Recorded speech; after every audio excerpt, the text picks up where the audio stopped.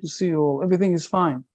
Yes, everything is fine. Someone wants to say something that is not clear or something like that, or everything is fine with everybody. We just a moment. Great. We are this. We are here. Oh, here it is. It's opening. Let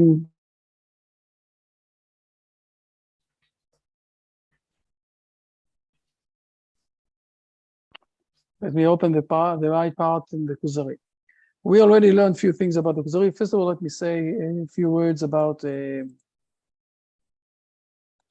Just a moment. Sorry.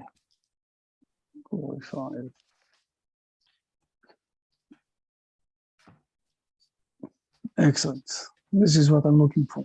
Great. Okay, everything is ready.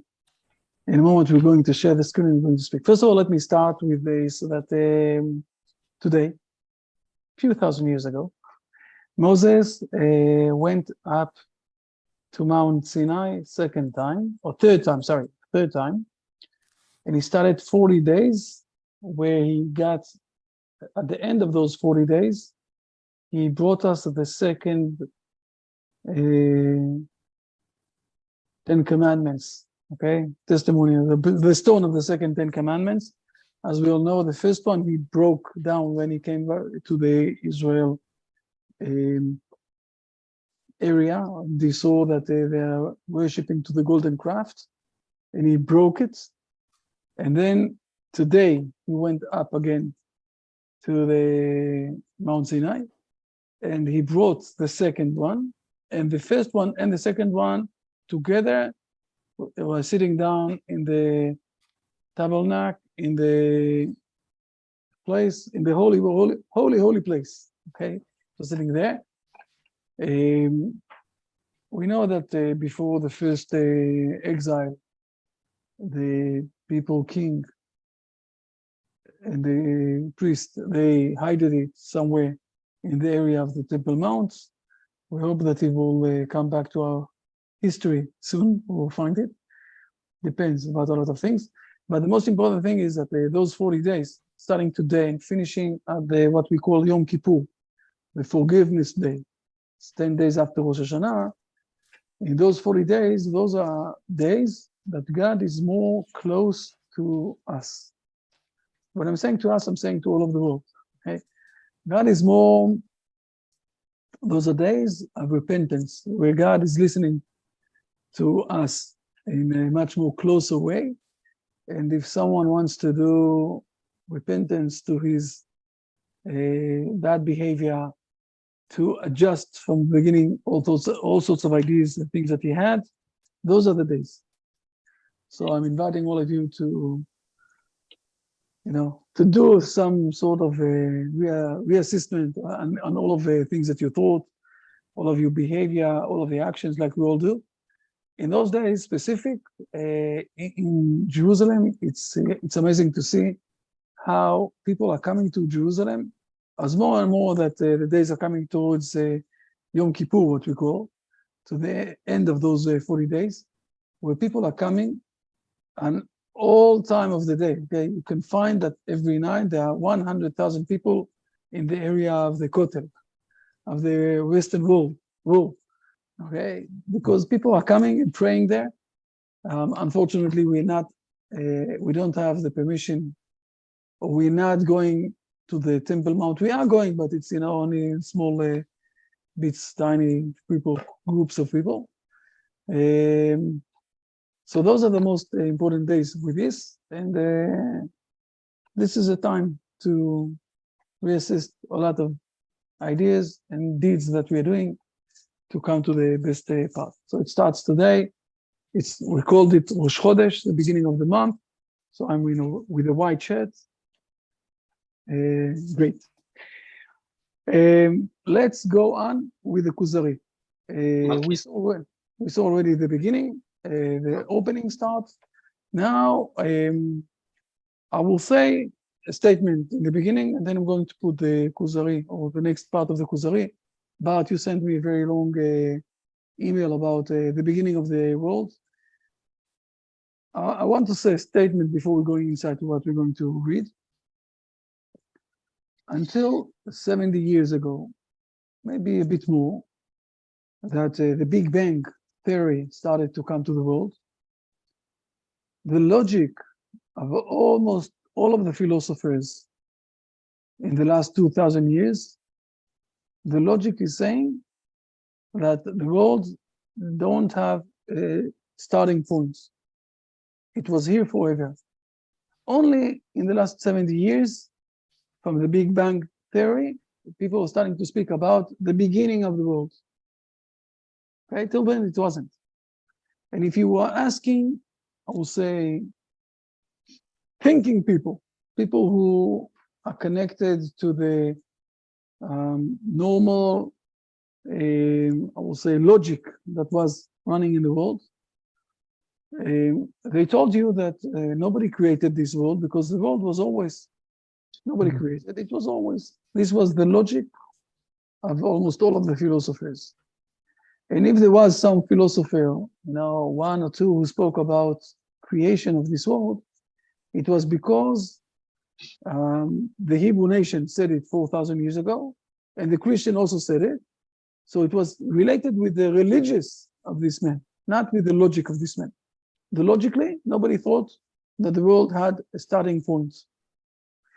Now with the theory of the Big Bang, Big Bang, and also with this telescope, the last telescope that it was in the last 2 months or something, right? There's a big telescope, new telescope in the world that all of the people started to look.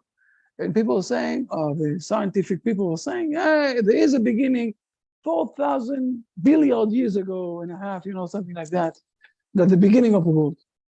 But it's very new to think like that scientifically, okay?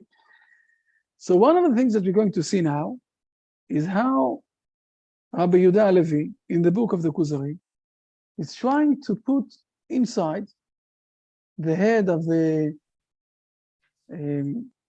person, the what we call the king, who was a smart person, the seeds that there is also an understanding of a beginning of the world. Okay, he's not explaining this too much. He's also planting seeds of other ideas. I'm going to explain them now, but he's going to tell to someone who logically never thought that there could be a beginning for this world.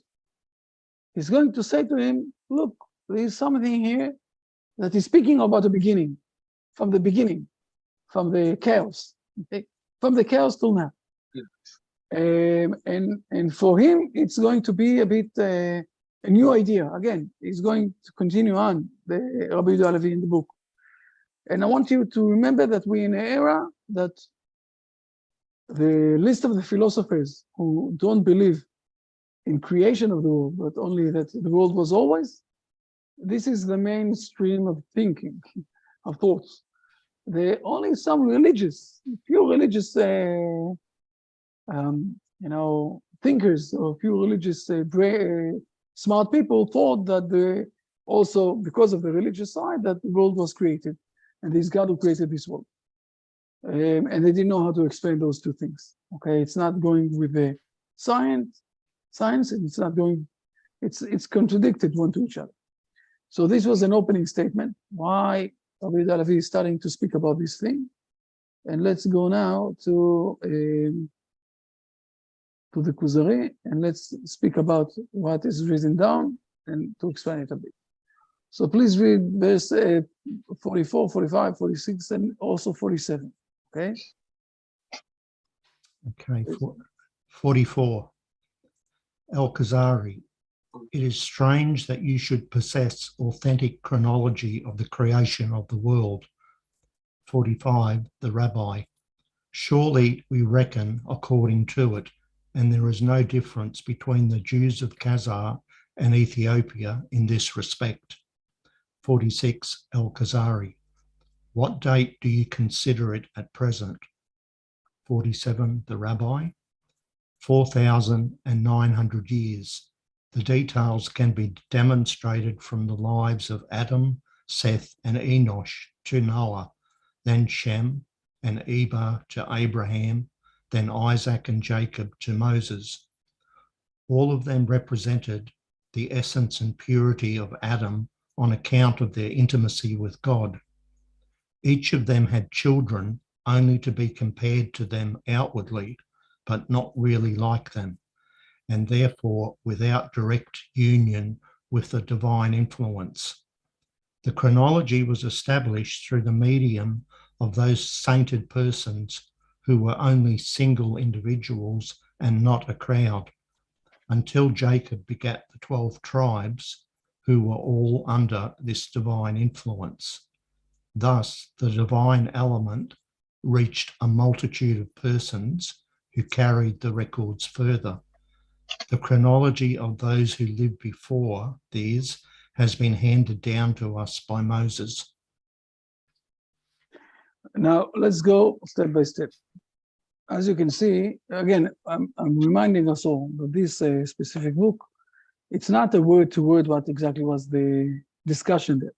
Okay, it's not a word-to-word, but it is explaining, what how Rabbi Yehuda Levi, this great rabbi that lived 800 years ago, how he thinks you can speak with people who didn't came from the Jewish nation, but not in an apology way, not in an apology way. He's not apologizing. He's speaking like, we already in our homeland, everything is fine. We have nothing to apologize. It's you don't realize what's happening here in this world. We understand everything is good. And let's not forget that in those days, the Hebrew nation was spread out all over the world. The Crusades already happened. So the Jewish people also died because they believed in God and they didn't believe in Jesus. I don't know if you saw the short video I opened this week, but this is one of the things that we're saying, okay? Why didn't we believe in Jesus? Okay, I'm explaining the very short way. I'm nailing it. Look at this video. And he wants to start to put the seeds of yes, we have the chronological of the world, but it's hiding also a very important thing before that. And you cannot decide, I will say, how to behave without two main questions that always is running in the people's minds, especially in our generation. When I'm asking someone, what is the purpose of your life? And in the Hebrew, it's a very interesting twist, because the word purpose in Hebrew, your name is also the word purpose. Okay, so when I'm asking someone, what is your name? Basically, I'm asking him in Hebrew, what is your purpose in life? So in Hebrew, our names also is containing some sort of purpose in our life. But the beginning to understand what is the purpose of my life is to realize from where I came and where I'm going to. Those are the two main, I will say, guidelines that is giving me the purpose of my life.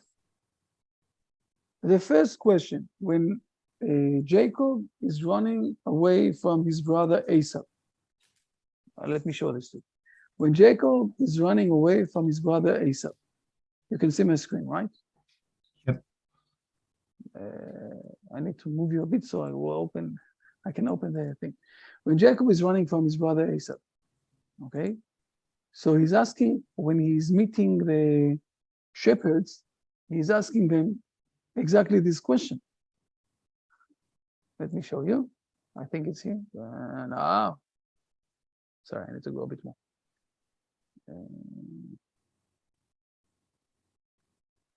Yes, here it is.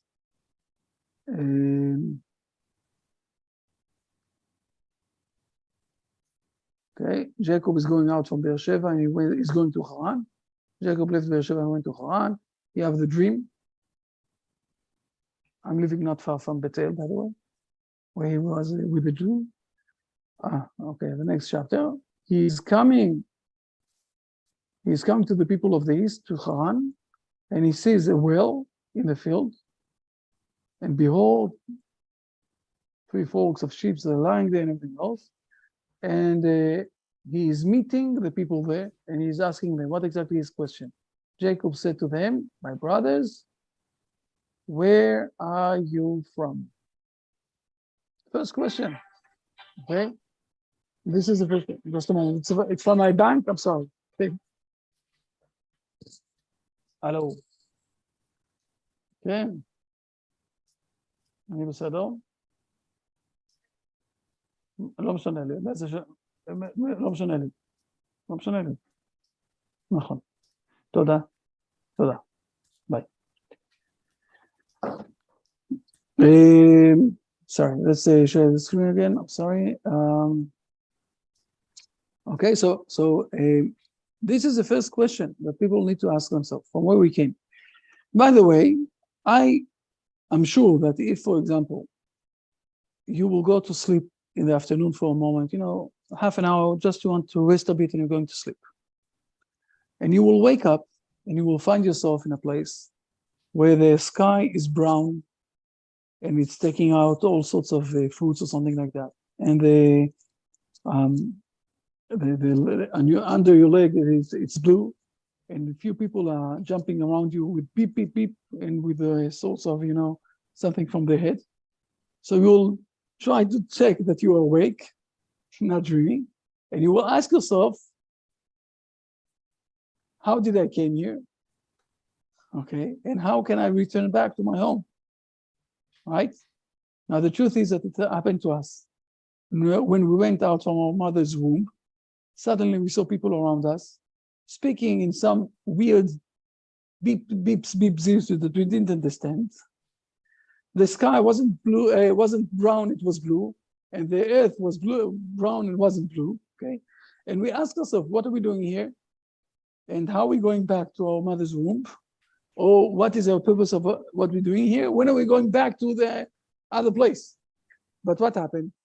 It took us time until we managed to have those questions and to define them and to say them. And we already got regular to what's happening in this world. So we never ask them again. But this is one of the most important questions that we have, from where we came and where are we going to. In the individual level, it will help us to have the purpose of life, and also in the community level, and in the nation level, and in the earth level, okay? The humanity, from where we came, where we're going to. And this is exactly what, just a moment, I need to share it differently a bit, so let's share it again. This is exactly what is happening now with the Rabbi Yehuda Halevi. Look what is going on. He's starting with this, and the Kuzari he's putting it in the mouth of Kuzari, okay, the king. Is it really authentic that you have a chronological creation of the world, or at the time of creation of the world? And he's trying to tell him, look, the Jews are spread all over the world. Go to a Jewish person, a Hebrew person in Yemenite. Go to a Hebrew person in the United States. Go to a Hebrew person in Europe. Go to a Hebrew person in the Far East. All of them will say the same age of the year of the world, from the beginning of the world, from where we came, the chaos that we came from. It's not the chaos, by the way. It's not starting from the chaos. The first verse is not the chaos. Okay, the chaos is the second verse. The first verse is what? Do you remember the first verse? I will show you. It's very important. If you start from the chaos, you begin at the end of the day in the chaos. But if you start in something else, you will finish with something else. Let's see for a moment with what we're starting. What is the beginning of the world? You all know that, but it's now that I'm asking you, you're a bit shy for me, so you're not answering me. Yes. Genesis 1, let's go. Genesis 1. Verse number 2. Verse number 2, and now the earth was, please read the verse number 2. You'll read it much better than Brian. Now the earth was astonishingly empty, and darkness was on the face of the deep, and the Spirit of God was hovering over the face of the water. I will say in one word, chaos, right? But the Bible is not starting from the chaos. With what it starts? Please read this one, Brian. In the beginning of God's creation of the heavens and the earth. Okay, now I won't go inside now to all of the problems in the Hebrew language and how it's written down and everything else. But it starts, first of all, that God created heavens and earth. At the beginning, everything was fine. And then something happened that it became to a chaos, that one of the things that that the man needs to do in this world, we don't have Hebrew people here, okay? We have all the world. Men have to do in this world is to fix up the chaos and to come to the stage of God creation that is a full and excellent God creation. Okay, we're not starting from the chaos. We're starting from the beginning of the world. Go to all of the old scriptures that we have, the holy scriptures that we have. Nobody is starting from the chaos. Sorry, some of them starting from the chaos, especially the Greeks starting from the chaos. Nobody is starting from God created this world. Therefore, everything will repair to the stage of the God, okay, the most fixed thing that there is in this world. And this is what the Kuzari is starting with, or Rabbi Yehuda Levi is starting with. He's saying to him, there is a beginning. I know that you not realize, not recognize, it's not in your mind to think like that. Everything is fine. There is a beginning of the beginning of everything. And you will find that nobody in the Hebrew nation is saying differently. We don't have any argument about this beginning. So we're starting to realize why it's so important and why we're saying it here. Let's continue on a bit. And we're finding one more thing that the Rabbi Yehuda Levi, that he doesn't want to go inside too much to this issue. He will the continuous of the book, he will speak about this. Rabbi Yehuda Levi here is planting more seeds of things. And what is the more thing that he's planting inside? He's saying, look, there is a beginning. And it's very hard. It's very hard to say things that happened 500 years ago to a crowd of 2 million people, and all of them will say, yes, yes, it's true, it's true. If you're lying, and this is what he's saying here, right? The chronology established through the medium of the science, it says here, no, sorry, just let's continue a bit more.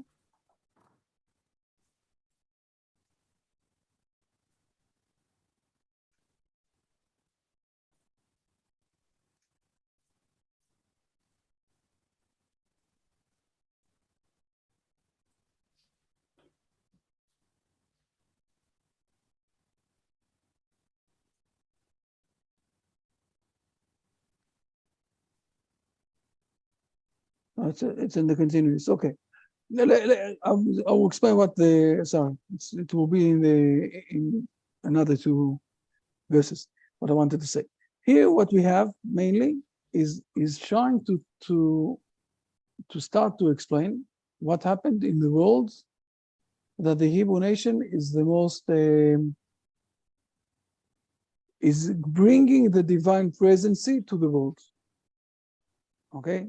What happened in the world that the Hebrew nation did it?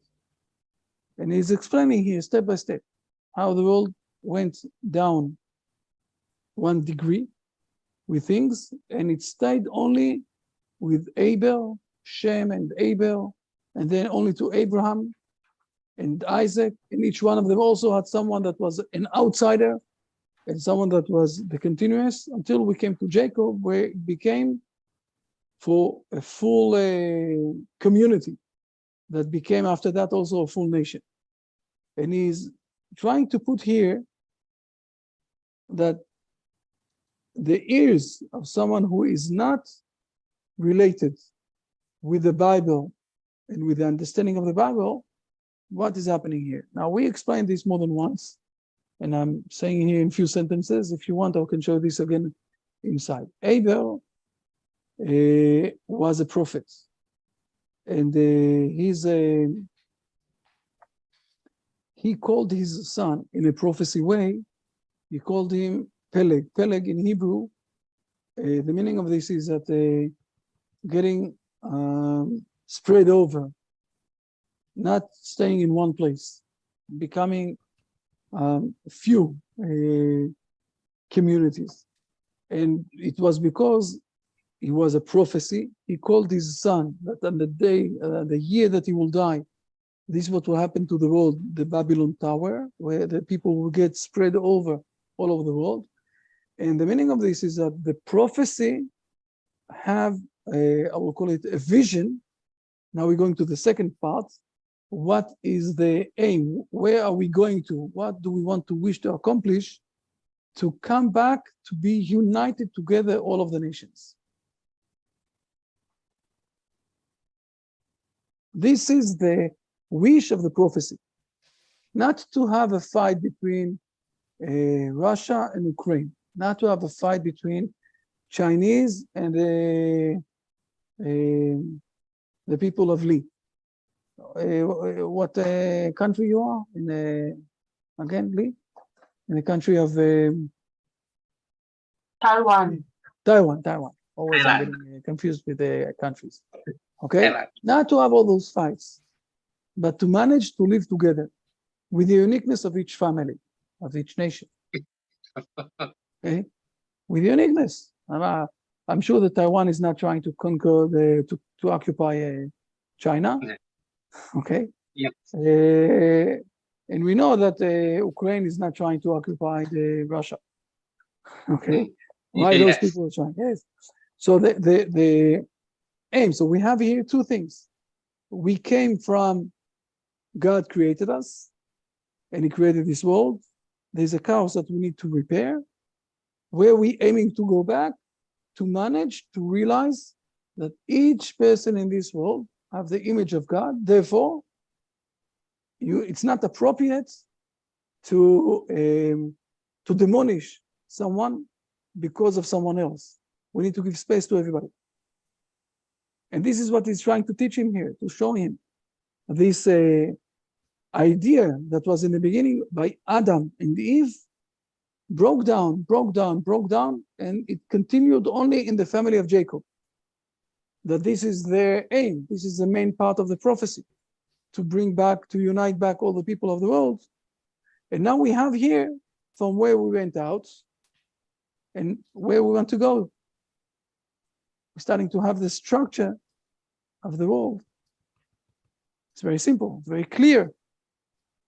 Okay. If we will go, I will show you in a moment, just for a moment, just that it will be, that you will won't say to me that I imagining things. So I will show this again, and I showed it more than once, but let's show it again. It's okay. In chapter 11, we have let's go to chapter 10. Sorry. Chapter 11, we have the Babylon Tower, okay? Where at the end of this thing, please read verse number 8, chapter 11. Number 8, and the Lord scattered them from there upon the face of the entire earth, and they ceased building the city. Fine, this is enough. No, this is the Babylon Tower. Let's go one chapter before that. Let's go to Abel, that is mentioned here. Okay, and please read verse number 1 first of all. Verse 1, and these are the generations of the sons of Noah, Shem, Ham, and Japheth, and sons were born to them after the flood. Fine, and now we're starting to count all of them. It's 7. I'm giving you a hint. It's 70 nations here. Okay, but one of the nations that is let's show this for a moment. One of the nations that we have is with Shem. You see here, Shem also born children, and we have the kids of Shem, and one of them is Abel. Now read please verse number 25. Verse 25, and to Eber were born 2 sons. One was named Peleg, because in his days the earth was divided, and the name of his brother was Joktan. So we have Abel that we mentioned in the Kuzari, that is part of the Shem dynasty. And the word Peleg, I explained already in English, is being spread over. Now Please read Rashi for a moment. So you will see what is the aim of the prophecy. Yes. The tongues became confused, and they were scattered from the valley and were dispersed throughout the entire world. We learn that Eber was a prophet. Point number one, he was a prophet. Okay. We learn that Eber was a prophet since he named his son for a future event, and therefore resembles the word meaning dispersed. And we learned in Seder Olam, chapter 1, that at the end of his Peleg's days, they were dispersed. This is enough. This is enough. Okay. Now he's going to all the calculation. I don't want to go to the calculation. If you want, you can learn it after that. If you have questions, you can ask me. The most important thing here, we see that prophecy is going with the idea that I'm very disappointed for this spread over, and I wish that it will come back together. If we will jump for a moment, okay, to Deuteronomy. This is how you say it, right? Deuteronomy. In chapter 6, you will see, no, come on, we did it already. Deuteronomy, chapter 6. You will see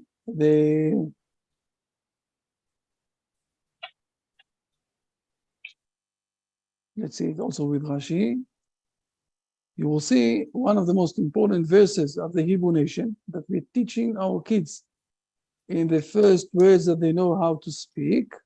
Please read verse number 4. Verse number 4, Hear, O Israel, the Lord is our God, the Lord is one. Now let's read Rashi for a moment to see exactly what is the meaning of this. You can skip the sources, okay? Everything that is in Isaiah, you can skip them.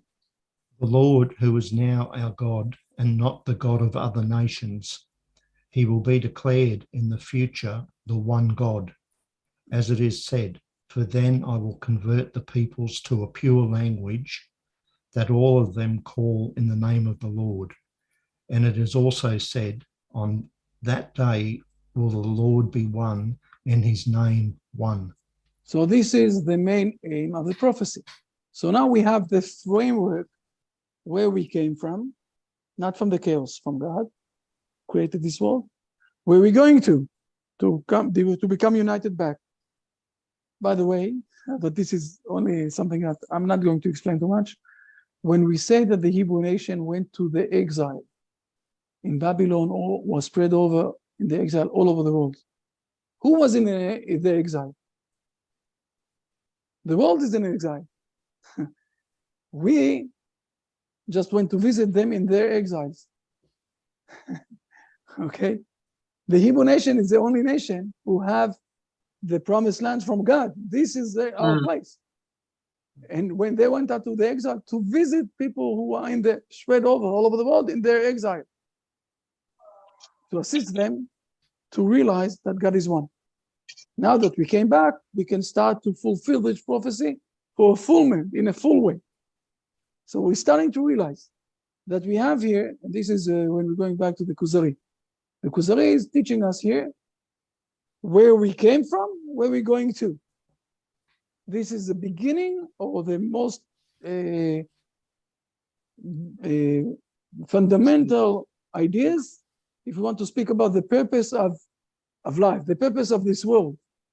The world is starting from God creation, and will continue to becoming one, united, all of us together, because each one and one of us is in the image of God. Therefore, I can't be rolling you, you can't roll me. I'm not nothing. I'm with the image of God. You're not nothing because you're in the image of God. So we need to start to live together. I don't need to demolish you. You don't need to demolish me. Let's find a way to speak and to live together. So we have from where we went, from where we're starting, to the point that, to the end of the point, to the point of the end. Now we know the framework, what we need to do. To teach people who don't believe that everything have a beginning. The world didn't have the beginning till 70 years ago. Okay? Only in the last 70 years, we're starting to speak also that there's a beginning. By the way, they asked, we know that Albert Einstein, you know, this big He was one of the biggest scientific people in the last century, Albert Einstein. He tried to show that all of the worlds have one rule, that from this rule, everything else is going outside. By the way, also, Hawkins also tried to do that. The science is looking for this one rule that is rolling everything, and from there, everything is going out. So they asked they asked Albert Einstein, from where do you know that everything has one rule? That the one rule is starting everything? And he answered, it's a faith. Now, all of the science is trying to find this one rule. Today we have 4 rules, okay? So all of the science is trying to find this rule. Why? Who said that this one rule? Maybe there are few rules, few scientific rules. Hawkins decided that he also find this one rule. I don't know if you know. Remember, he said that the gravity is one rule. Okay, that started everything. That started the Big Bang. This is what he said. So he's speaking about the beginning and he's speaking about one rule. I won't go inside how it's fitting something very interesting in the,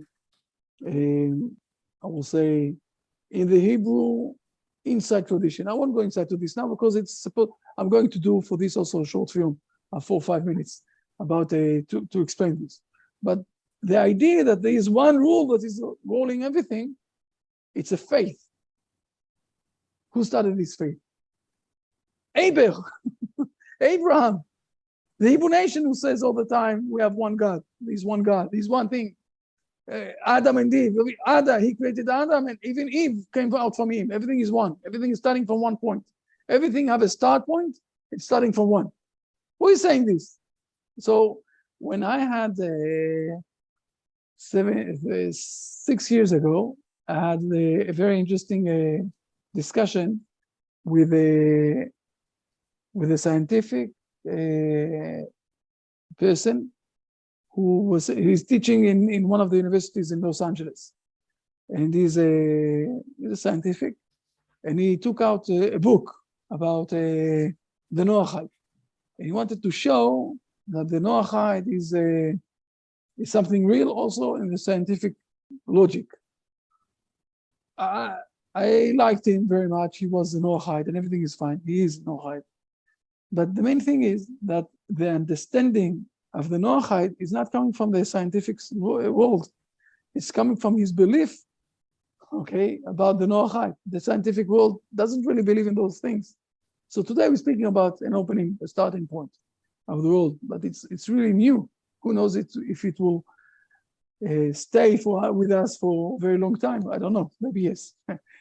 But we don't need to the scientific to tell us that the world started. We know this because God said this to us in the 10 Commandments. We spoke about this already. Okay. So this is the beginning. This is what is hidden here in those words that we read. Now let's continue to 48, please.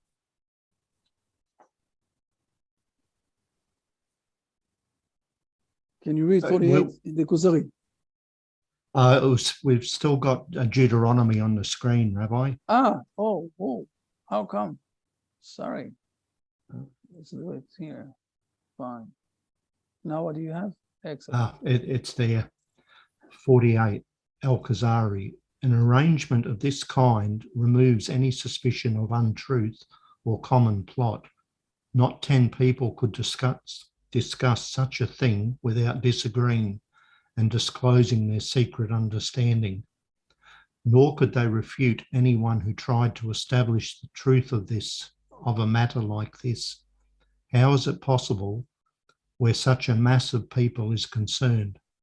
Finally, the period involved is not large enough to admit untruth and fiction. What the Kuzari is referring to? We had 2 points, right?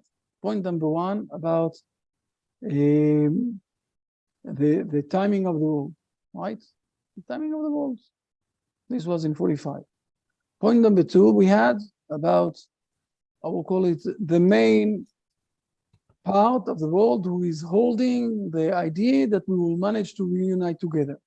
To what of those 2 the Kuzari, the king, is referring?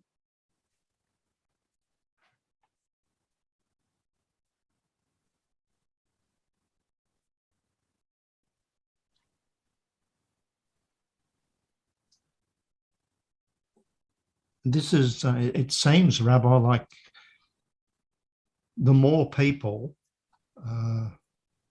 that try and make a plot, the more people involved in that plot, the more likely it is to fail. No, it's not to What? fail. It's to be true. So you can't. Ah, yes, sorry. Okay. It is to fail. And therefore, the thing that you told me about the timing of the years, it is true, right? He's Yep. speaking here about the timing of the years. He is not referring to the point, the other point in 47, that is, I will say, the main seed of the world that is going down from generation to generation. For that, he's not speaking of the El Kuzari, right? You with me? Yep. You understand what I'm saying? But it's okay? I don't understand very. I was thinking, listening to you,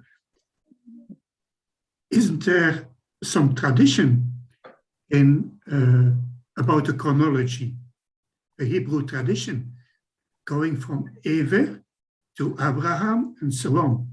Yes, of course. In chapter 11, in chapter Because- 11 and in chapter 12 in Genesis. Because he's speaking here that this cannot, if about failing, if many people would know. So I don't understand the link between these two, because if there is a tradition, then this means that people give over what they have been revealed to the next person. So This is this I don't understand the connection. so I'll say it like that. Rabbi Yehuda Levi spoke about 2 points. Point number one that he said that we know the chronological side of the world from the beginning of the world till today, and there is a beginning of the world. Second point that he said to him, what is the chronological side of the world? And he spoke about Adam, Eve, Noah, Abraham, Isaac, Jacob, okay? And that this was given by Moses to the people of Israel. Now, what is happening here, El Kuzari is answering him and saying to him, listen, I agree with you that if Moses said this to so many people, if he were lying, they would tell him that they don't disagree with him. Therefore, they all agree with him. So basically, he is only answering on the chronological side with the details that he agree with him, that I understand that the chronological side is, sustainable. It's something that you can rely on because it was given to so many people. People said, yes, it is, it's true. But he is not dealing with the other thing that we spoke about, that there is in this chronological line also some idea of, I will say, from where did we came and where we're going to. For this is not speaking about. And what I want to show here, that there are things, especially for those who are coming from outside of the Hebrew beliefs, that it is taking time to realize the ideas that we have. And you need some time to see them or to hear them in the first time. And it's too much, I will say, mind-blowing to say, okay, I'm fully with this. It's when you're saying 2 points, sometimes it's hard. Go with me 1 point. Even the point that there is a beginning of the world, for me, it's so much.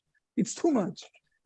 I never thought that there is a beginning to the world. Again, I'm saying today, in the last 70 years, we're speaking about this, the Big Bang theory and everything else. We're saying, okay, it might be that the world started at some point. Before that, there wasn't anything, and now there is something. But this is only in the last 70 years. Go to Immanuel Kant. Immanuel Kant, for example, okay? Big philosopher. Everybody knows him. He is the logical side of the modern world. Immanuel Kant. You have a very thick book. You can learn it. It's in German. can learn it also in Hebrew or English, whatever you are like. But when he is asking, he have four, he's calling this the antinomian of the thoughts. Antinomia, he's calling it, okay? This is the word that he's using. He have four questions that he's saying, logically, we have no answer. One of them is the world was created or the world was from the beginning. And he's explaining logically the understanding of this side and the understanding of this side. And he's saying logically, we have no way to prove this side or this side. Okay? So when you're speaking about before the Big Bang Theory that came to the world. So before we're going to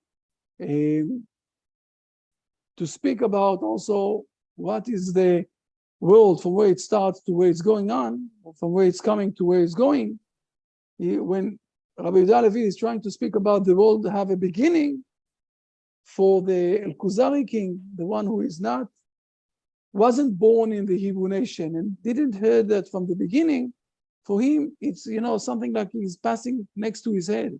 He can't listen to something like that. We know, we are old enough, all of us here, that a lot of times when you hear things that a lot of times it's above you, you can't really hear them. There is a science, how do you call it, not a proof, there's a question in the science. How come the Indians in the United States didn't saw the boats of Columbus? They were on the shore, and suddenly the Columbus people came to them and conquered them. Okay? And the question is, how come they didn't saw the boats? And the answer is, and it was also being proved in the science more than once, that when you don't know something, you don't know at all. Someone who never knew that there is an elephant in this world, even if you will see an elephant in front of him, he won't see him, because it's not something in his mind. We need to explain to him, you see this is called an elephant, it's something like that, and this is it. And then he will start to realize. And what happened to those Indians that were on the shore? They saw suddenly boats coming, but they never knew that there is a boat that can come from the sea. So they didn't saw it until the moment that the people conquered them, came to them with the rifles and everything else in those days already, said to them, killed them and said to them, you under us. And this is what's happening here to the Kuzari. And this is what's happening usually to people who are coming to this understanding of what's happening in the Hebrew mindset. When we're saying two complex things, it's hard to hear both of them. It's much easier to go to the technical things. You're right. If you're speaking about the beginning of the world, technically it is very hard to bring it in front of so many people, and they will say to you that you are lying. So most probably it is right. I'm starting to realize technically the things, it's hard for me still to understand it. And for the second thing, on 47, what we spoke, it is too above. It's only a seed. Now at 49, we're going to continue with this, with what happened in 47.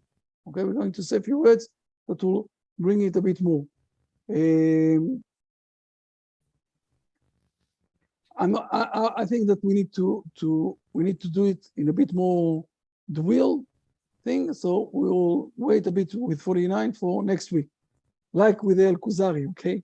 That he catched one thing, and the second thing he needs to think about. Read it. You have it. You can find it in the internet. Read it, the 49, 48, till it's finishing this paragraph in 52. It's not a lot. But think about this for this week, about the things that we spoke about. Now, if you have any questions about these, about other things, whatever it is, this is the time. Not everybody together. I spoke too much. Yes, Bart. It's a question I was wondering. Do we find some common element in all the languages of the 70 nations that connects themselves to the one original language? And I suppose this is Hebrew then, because they were dispersed and the languages were originated, the different languages originated from them. The main language, Yeah. the main language that was here in this world as the universal language until 200 years ago was the Aramic language, Aramic, okay? That is basically very close to the Hebrew language. And the Hebrew language is the language that God spoke with the prophets. It's very interesting to note. We all know that there was a very big crisis with ISIS in the last 10 years, where they conquered places in Russia, not Russia, in Syria, and also in Baghdad, Iraq, ISIS. And one of the things that they did, they started to kill all the Yazidim, it's called. Yazidim, those are the people who are speaking the Aramaic language. And then people, professors for languages, came to Barack Obama, the president of the United States, and they told him, listen, until 200 years ago, the main language of the world wasn't the English, wasn't French, wasn't Russia, it was the Aramaic language. And this is the only group who is speaking Aramaic. And ISIS is killing all the Aramaic people. We're going to lose our history of the world. And this is why he decided to go inside to the world against the ISIS. It's everything is written down. Go look, Yazidis, go in the internet, you know, and you will see that it's one of the reasons why the United States started to fight against against ISIS, not to lose the Aramaic language. The Aramaic language is very close to the Hebrew language. The Hebrew language was the language that was given from the Torah, and then the Aramaic language was the main language of the world until 200 years ago. It is hard to try to find exactly. We know about something like 14 or 15 languages that are coming from the Aramaic Hebrew language. One of them is the Arabic language, but there are others. And basically there are four main, I will say, four main languages, okay? The English one is coming from the Latin, okay? But the Latin is not only the English, also the German language is coming from Latin. So we have something like four. Again, we're going back to the four rivers. You remember that? There are four. So we have four cultures, main cultures, okay? And look at all of the region that in the East, the language there is not only a speaking language, it's also a vocally language. You can say the same word in different vocal way, and it's different understanding, rightly? They can teach us much more than me. I know the principle, I don't know the language itself. So all of those languages there in the East side are similar with all sorts of, you know, differences, but they are in one principle. So we have mainly four roots of languages. Someone tried to teach me in the last few weeks, it's a bit of Chinese, but I didn't, it's too much for me. So the Hebrew language is basic one. Hebrew language is the basic one.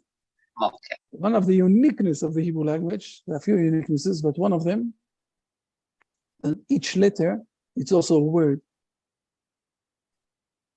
So when you're writing a word with few letters, you're basically saying a sentence, if you understand. Therefore, this is why every word in the Hebrew have very profound meanings, not only the normal meaning, but more and more meanings inside. This is why it's very complicated. I'm learning the Hebrew language by this book. Excellent. Excellent. Very nice. Very nice. Palgei Mayim. Good. Good. To learn the Hebrew, it's something that I asked myself more than once. If the Noahide World Center want to go inside to this thing, I will tell you the truth is it's very expensive. But maybe we need to go inside to this also. It's very expensive because to hire someone that knows how to teach Hebrew First of all, you need to have something like at least 50, at least minimum 50 classes. And think about this for a moment. To hire someone like that, you start calculating the numbers. It is costing a bit of money. People don't want to do this. They don't want to volunteer doing those things. And I understand that also. So I asked myself more than once to go inside to this or not. We tried to find out. Till this point, we didn't do it. So let's see what will happen. Okay. Thank you, Rabbi. We did it. Took me time, but I'm sitting at home for an hour. We learned, everything is fine, not in the car, I managed. Fair enough. Fair enough. See you all, have a great week. Bart, we'll see you 7:30, right? I have, if I can, I have another question, but it's from the Persian. Fine. Is it possible? Yes, I have another 2 minutes, yes. I read yesterday that normally it is a task to destroy the places of idolatry in Israel. So I was asking, is there a reason why this isn't so now at this time, actually? Who said it's not also this time? If I see tourists going to churches, for instance, so these churches are still there. There is a saying in the Kuzari. Unfortunately, we're not in the stage yet that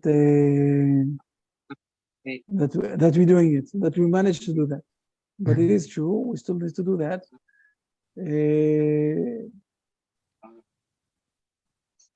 One of the things that the Kuzari will ask the Jewish rabbi is why not all of the Hebrew people going back to Israel? And he will answer him, look, you found something that is inappropriate with us. So I will give you the same answer. No, we're not, unfortunately, the world today, in a stage, if we will do something like that, what will happen? All the world will be against us. Because we're not in a stage that the Noahide world movement is very established, that people understand that this is the main thing. Think about this for a moment, that will be, half of the world will be Noahide people. So it will be a demand from the people to do that. So we'll do this gladly. Okay, but this is a stage that we need to be. So today we're not in the stage yet that we can do that. Okay, I understand.